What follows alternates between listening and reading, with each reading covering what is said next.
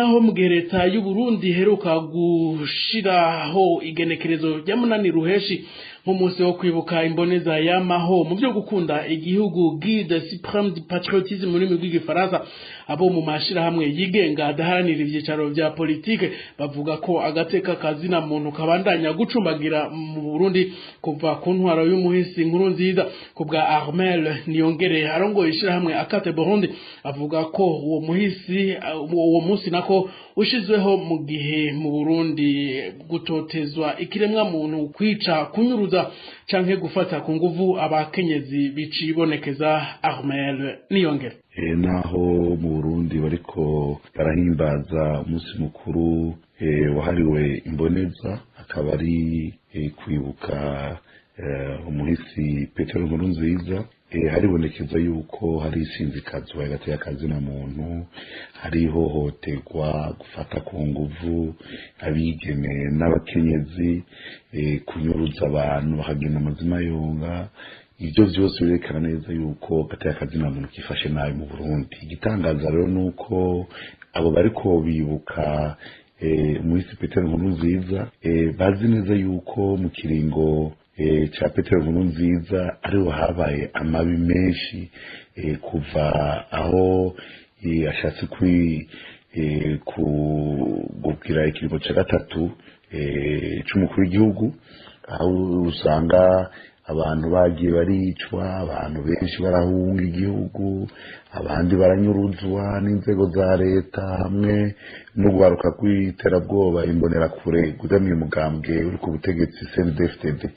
Ivyo rero biratangaza kubona uyu munsi bibuka umuntu yakoze amabi ku ntwaro yiwe, aho ata muntu n'umwe yigeze akurikiranwa, aho n'amasezerano y'Arusha yari yashyize hamwe abarundi yagiye yafuse uyo muntu bakamwibuka. Nibaza yuko ahubwo uyu munsi ari kwibuka izo nzirakarengane zishwe kuri iyo ntwaro yiwe, kuva ashatse kwihagira ikiringo ca gatatu c'umukuru w'igihugu, bakibuka abo bantu bishwe, ubwo gwaruka rwanyurujwe, abo bakenyezi n'abigeme bafashwe ku nguvu. Ariko n'ubu birabandanya. Untwaro ndayishimiye ngira rero bashaka kwerekana yuko bazobandanya ibikorwa vyariko birakogwa kuri iyo ntwaro ya Petero Nkurunziza. Armel Niyongere akaba arongoye ishirahamwe Akate Burundi. Kuri iyo nkuru nyene leta y'u Burundi izokwama yibuka imboneza y'amaho mu gihe abarundi nabo babuza babo kuva Petero Nkurunziza agishika ku butegetsi. Pacifique Ninahazwe arongoye ishirahamwe Fokode akavuga ko uyu munsi udasanzwe na cane kubabuze ababo. Tumukurikire kuri micro ya Nadege Munyaneza. Uyu n'umunsi uhambaye ku miryango myinshi yabuze ababo mu kiringo c'imyaka 5 c'ubutegetsi bwa Petero Nkurunziza. Ubwo butegetsi burafise ikintu bwisangije, uravye izindi ntwaro zatwaye Burundi. Izindi ntwaro nazo nyene zarabayemwo ibihe bibabaje. Mbere ni kenshi usanga imiryango y'ababuze mu zindi ntwaro bakunze kuvuga amatariki makuru bagiye baburirako. Ugasanga baravuga 65, 69, 72, 88, 93 n'iyindi myaka.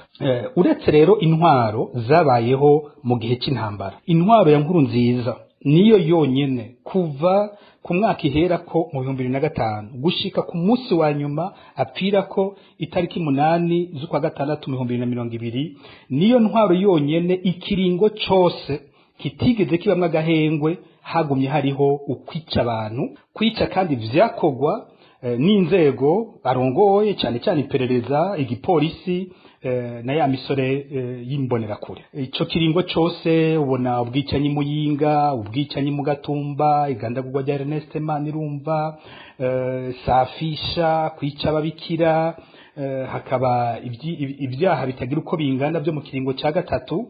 Ariko ugiye kuraba kira mwaka usanga hariho abantu bagiye baricwa n'ubutegetsi muri iyo ntwaro yiwe. Nico gituma atani yindi tariki iriho umuntu ashobora gutora yo kwibukira ko abagiye baricwa n'iyo ntwaro kiretse umunsi wa nyuma nyene w'iyo ntwaro, kuko ari kiringo cose.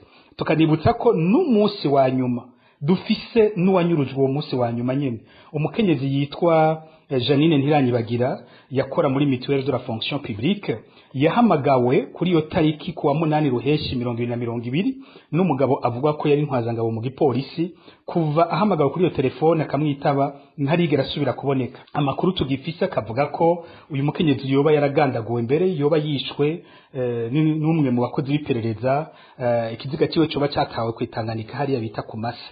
Ariko murumva n'ubutegetsi bwagumye bwica gushika no ku munsi wa nyuma w'urupfu rwa president Nkurunziza ku buryo nk'uwo mukenyezi tumufata nk'ikimenyetso ca nyuma cy'ubwo bwicanyi bwaranze iyo ntwaro.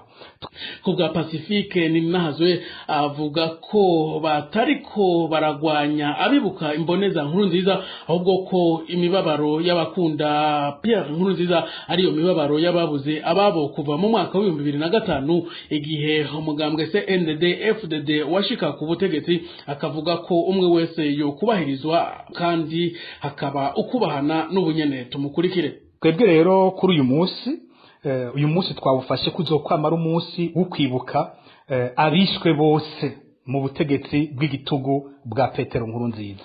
Hari ikibazo kumbura abantu bashobora kwibaza, uyu munsi twaba twibuka uyu munsi kugira ngo tugwanye ukwibuka kw'abandi abibuka Nkurunziza?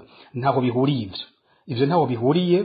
Twebwe turubaha abariko baramwibuka, nabo barababuze, turazi ko bababaye, nakanya ko kubabwira ko abapfuye bose bafite agaciro kamwe, yaba Petero Nkurunziza wenyene yaba abahitanywe n'intwaro yiwe bose bafise agaciro kangana. Nakanya ko kubabwira ko ujya mu babaro bumvise babuze Nkurunziza ari wo mubabaro nyene imiryango yose y'inzira karengane yagiye rumva igihe babura ababo. No kubumvisha ko agaciro k'umuntu ari kamwe kandi tukwiye kubaha abantu bose. Uyu munsi twifuza nkuko twubaha nabo bariko baribuka ko nabo bo twubaha turiko turibuka abacu. Twese twubahane, hanyuma ukwibuka abacu na kandi karyo kiwacu gusaba ukuri n'ubutungane ku vyahitanye abantu bacu. Tuzoguma tubikora gutyo. Uyu munsi yabaye intango, ariko ndibaza ko myaka iri imbere kizoba ari igikorwa gihambaye, igikorwa cyo kwibuka izi nzira karengane zose zahitanywe n'ubwo butegetsi.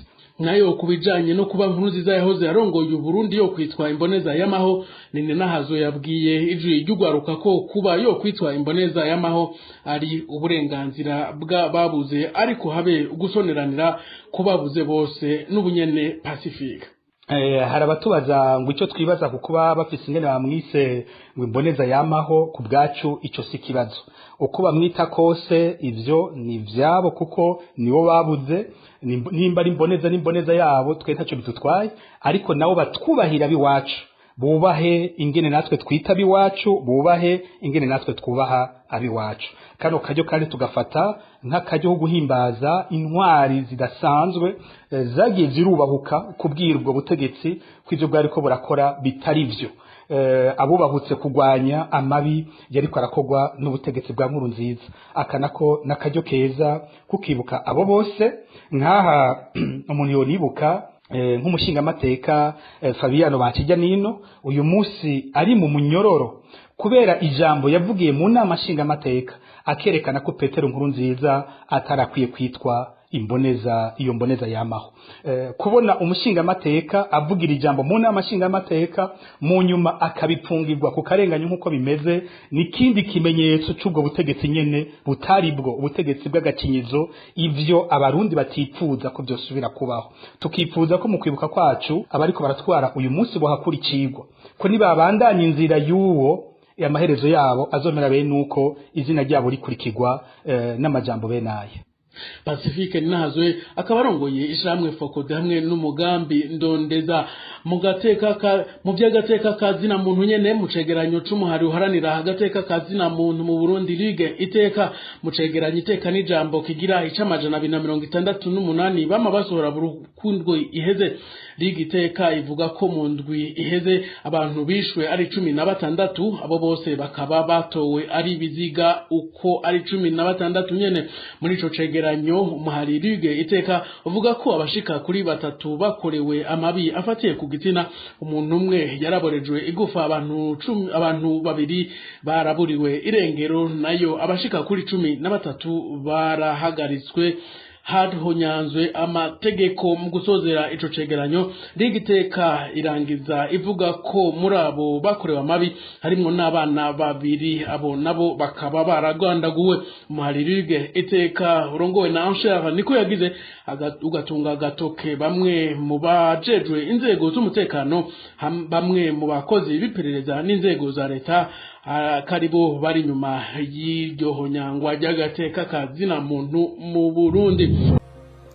Mu rwandiko umushikiranganji w'indero Dr François Havyarimana yaraye asohoye yahamagariye abayobozi b'indero bose ku rwego rw'intara ku bijanye n'ibibazo vy'iki gice ca gatatu c'umwaka w'ishure 2020 ushira 2021 guhagarika itangwa ry'ibibazo bimwe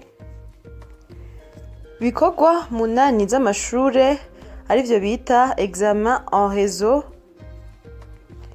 vyo muri iki gice ca gatatu mu kurindira ko hajaho itegeko rigenga ivyo bibazo. Kuva ku mugoroba wo ku munsi w'Imana, abantu 4 aribo bahanuzi ba musitanteri wa komine Makamba Ndagijimana Sidi na Nsabiyumva Bernard ndetse n'umunyamabanga mu biro vya komine Makamba hamwe n'umunyamabanga wa buramatari w'intara ya Makamba bafungiwe mu gasho ka komisariya y'igipolisi mu ntara ya Makamba ngo boba bagirizwa guhindura amatariki y'ivyegeranyo y'inama yakoreshejwe na buramatari w'intara ya Makamba. Abandi nabo ngo baba bariko bazira ko bacafuje umwe mu bajejwe intwaro mu gipolisi, ariko bavuga ko abo bantu bahagaritswe ku mvo z'amatohoza. Mu ntara ya Ngozi, umugabo azwi ku izina rya Ntuntu Christian ari kumwe n'umukenyezi wiwe Munezero Esperance barafashwe mu ntango z'ukwezi kwa Ruheshi bagirizwa ko baba barisha umwana wabo w'amezi 18 bamuhamba bitazwi. Bakaba basanzwe baba ku mutumba Ruvumu uri muri komine Kiremba. Umwana wabo Ikezwe Anne Orentia ngo bamuhamvye ku wundi mutumba witwa Sigi uri muri komine Gashikanwa. Rero bafashwe ku igenekerezo ya 6 Ruheshi bagirwa ko amatohoza, mu gitondo baja kwerekana aho bamuhamvye. Ubu barafunzwe kandi ngo ntibaravuga icatumye bica umwana wabo. Abakora n'abadandaza imikate Tumbura mu gisagara ca Ngozi inyuma y'inama yabaye ku igenekerezo ya 29 Rusama umwaka wa 2021 bumvikanye ko bagiye kuduza ibiciro. Iyo ngingo igatangura kuja mu ngiro ku igenekerezo ya 6 Ruheshi umwaka wa 2021 kandi ubirenze ko bakamuca amande y'ibihumbi 200 y'amarundi. Ngo kuri ubu umukate wahora ugurwa amafaranga 100 ugiye kugurwa amafaranga 200, ibitumbura vy'ijana bizogurwa 200. Ku mukate nawo wahora ugurwa amafaranga 250 uzohora ugurwa amafaranga 300, wahora ugurwa amafaranga 500 uzohora ugurwa amafaranga 600, wahora ugurwa amafaranga 1000 uzohora ugurwa amafaranga 1200, nayo umukate wahora ku 2000 uzohora ugurwa amafaranga 2500. Mu nzego z'umutekano bashikiriza ko abo badandaza nubwo bashizeho iyo ngingo ngo nta ruhusha babifitiye. Dutandukire amakuru y'inkino.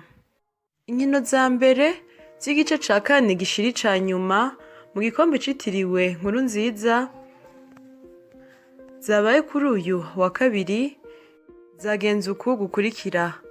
Imuyinga ku kibuga c'umuco umugwi wa Olympic Star wanganije n'umugwi wa Message Ngozi igitsindo kimwe ku kindi. I Bujumbura ku kibuga Intwari umugwi wa Vitaro FC wanganije n'umugwi wa Flambeau du Centre ibitsindo 3 ku bindi. Mu Cibitoke ku kibuga c'Urunani umugwi wa Rukinzo FC watsinzwe igitsindo kimwe ku busa n'umugwi wa Aigle Noir. Igitega ku kibuga c'Ingoma umugwi wa Musongati FC wanganije igitsindo kimwe ku kindi n'umugwi wa Kayanza United. Inyuma yuko aheruka kuronka uburenganzira bwo guhiganwa muri Jeux Olympiques mu metero 5000, Francine Niyonsaba ahava higanwa ku metero 10,000, ihiganwa riza kuba igihe c'isaha 4 z'ijoro n'iminota 50 ku masaha yo mu Burundi.